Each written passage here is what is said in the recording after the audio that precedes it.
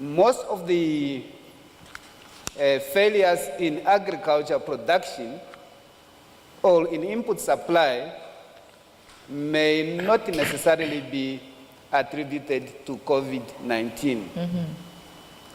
So all in all, one could say that the agricultural sector is still reeling from the 3-year consecutive droughts that have quite a major impact on the agricultural sector, much more than we can attribute to COVID-19 at the moment.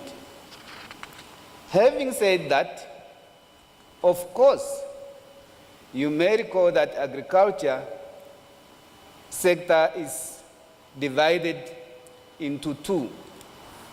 You have the livestock subsector, and you also have the crop subsector. And within the two subsectors, you also have your commercial subsector and your communal or subsistence subsector. And the impact of both drought and the impact of COVID are not necessarily the same on both of these sectors. To start with, for the communal sector, these are the most vulnerable candidates when you have any shock in the production system or in the value chain, either by a natural disaster or by a man-made disaster. In the sense that first they are starting from a base where they do not have the requisite resources in terms of equipment, in terms of production inputs, in terms of expertise, so that when you have a shock like COVID, that brings in limitations. It tends in one way or another to limit their capacity to produce more, which then goes on to affect household food security.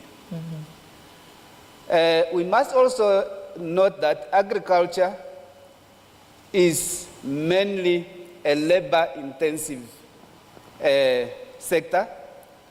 And when you have a shock of this nature, which limits the gathering of people at one point or another, be it on the farm for production, that's plowing, be it for weeding, be it for bed scaring in terms of mahango or pearl millet, when you have that, then definitely it tends to affect the level of production that one might have got, in the sense that the delays in reaching out to the rest of the farm, and we coupled with the lack of equipment, then delays the production process. So that, and when you combine that with a short and erratic rainfall pattern that we have, it means one may not be able to cover quite a lot of land to open up, plow, and weed in time for him or her to get a proper crop. That's number one.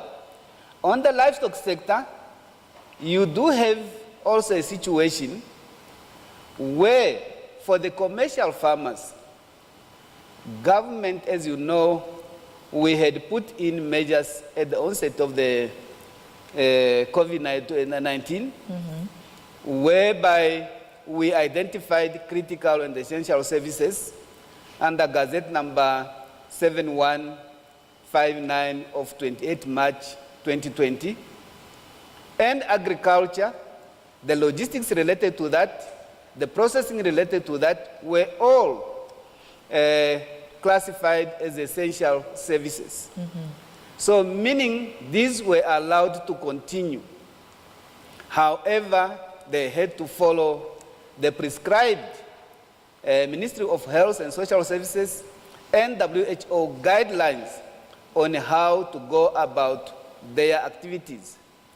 Because of this, you would find that where you had auctions, where you could bring together 50, 100 farmers bring their livestock, you are no longer able to do so. Secondly, the buyers of livestock are also not free to travel and to come and congregate at the auction crawls. So at the end of the day, that disturbed the buying pattern, reducing the throughput to the abattoirs. And that also made us not being able to timely meet our export commitments to our export markets, like Norway, like China, like the EU.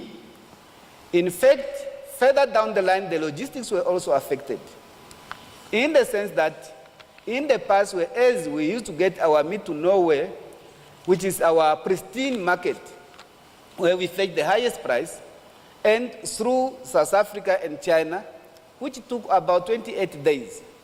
Now, because of the COVID-19, we have to reroute our consignments through Walvis Bay, going all around to China, and then back to Norway, which extends the period of delivery to 52 days. All right. That is a significant loss in terms of business.